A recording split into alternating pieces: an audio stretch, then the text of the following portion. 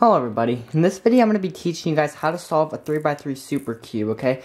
Now in case you don't know what this is where the centers have an orientation, okay? And on a normal Rubik's cube right here, it doesn't have an orientation.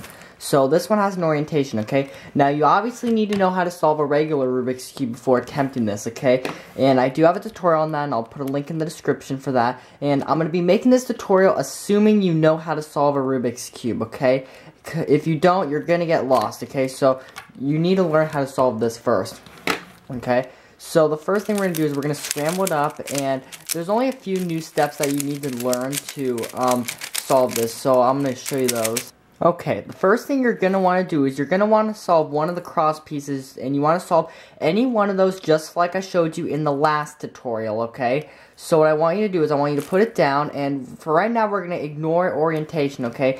And once you put it down there, then we're going to do the orientation, okay? So to orient the green center, or maybe another color in your case, what you're going to want to do is you're going to want to hide the piece, and you're going to want to turn it until it matches up correctly, okay?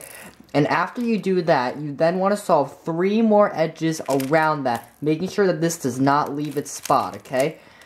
And after you do that, next what you're going to do is you're going to use this empty spot right here, and you're going to use that to rotate all the centers, okay? So all you do is you put the empty spot right over it, and you turn the centers, making sure they match up, okay? So in this case, I only had to do 1, but you may have to do all of them. So when you have it like this, you just hide it, and then you rotate it like that. Okay, the next step that you're going to want to take is you're going to want to solve the next edge ignoring orientation, okay? And now we're going to orient this center right here. So what we want to do for that is we want to bring it up like this, then we want to hide it over, and then we want to rotate the center so that way it'll match up like this, okay? So once again, you bring it up, you hide it, rotate the center till it matches up, and then undo those moves. After you get the cross complete, you're now going to want to solve the cube up to this point where you have the cross on the top layer, okay? And just as a note, you can use advanced F2L to solve this, okay? It won't really affect the orientation of the centers. There may be a few algorithms that are out there that may affect the orientation, but for the most part, it won't. So all you need to do is you just need to solve the entire cube up to that point using the method I showed you in the video, or you could probably use the advanced F2L method. Okay, now on to solving the edges, okay? So when solving the edges, we're going to be worrying about the orientation of the center here. So we're going to be using the exact same algorithm we used to put the corners on the top, okay? Now, just as a note, yours is probably not going to come like this. This is just happen to get set up like this, okay? So what we're going to do is we need to find an edge so that way when we do the moves R, U, R prime, it will match correctly with the center, okay? And just as a note, the center will have to have had a counterclockwise rotation in relation to the edge in order to do that, because this one is a clockwise rotation in relation to the edge, so it won't match up properly. So you're going to want to do that, and as another note is you may already have one, so when you do that, in that spot right here, like that, you're going to want to do the algorithm.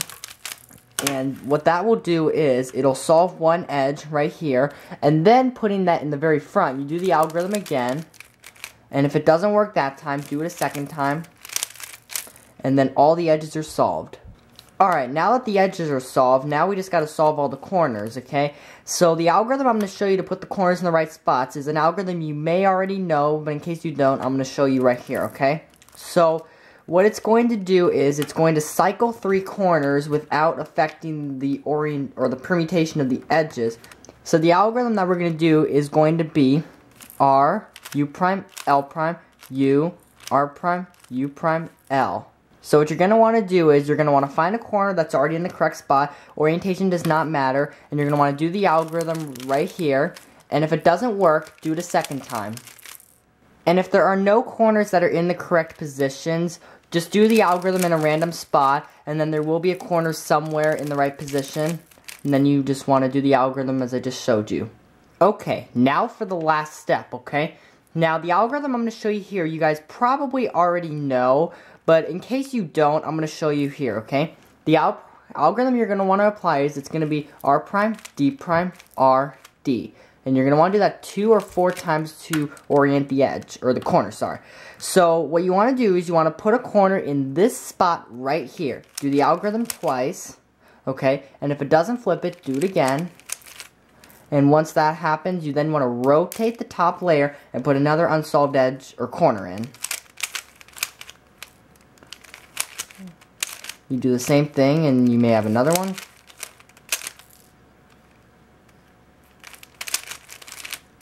And then after that's done, you just got to rotate the top layer, and there you go. You have solved a super cube, okay?